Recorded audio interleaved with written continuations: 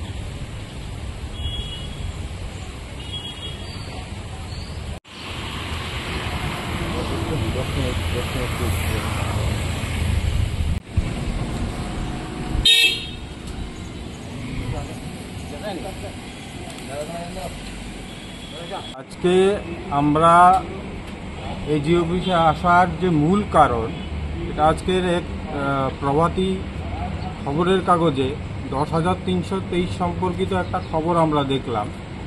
তাতে খুব সুস্পষ্টভাবে বলা হয়েছে যে আমাদের যে অ্যাকাউন্টগুলো ছিল গভর্নমেন্টের এডুকেশন দপ্তরের আন্ডারে ট্রেজারিতে, সেই অ্যাকাউন্টগুলোকে ক্লোজ করার নির্দেশিকা জারি হয়েছে।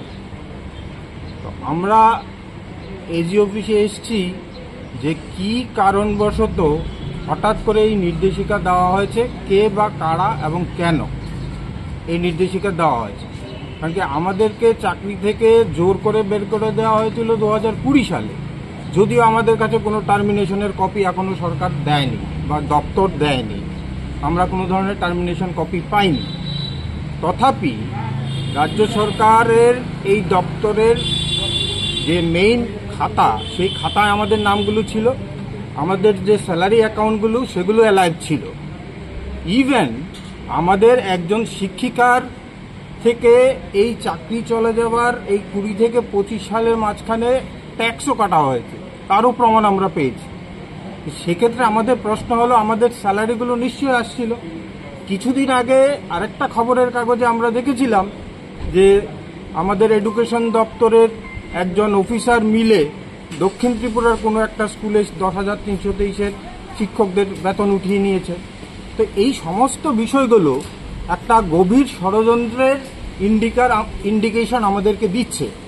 আমাদের যতদূর ধারণা, সেই ধারণাটা আমরা বিস্তারিতভাবে মিডিয়ার সামনে তুলে ধরবো কিছুদিনের মধ্যেই। এটা একটা ত্রিপুরা রাজ্যের বড় সড়ো scam. More than 1,000 crore money has been destroyed.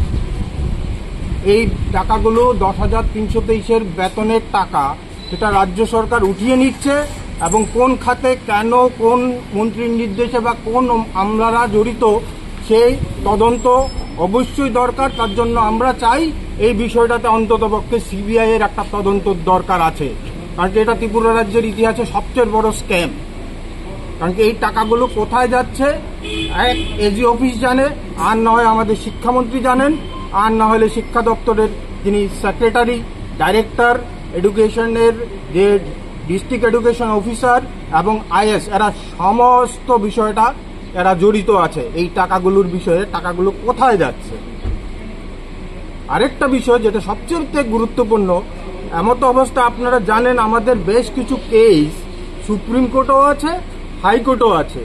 এই কেসগুলো চলা অবস্থায় হঠাৎ করে কার নির্দেশে আমাদের এই অ্যাকাউন্টগুলো বন্ধ করা হচ্ছে।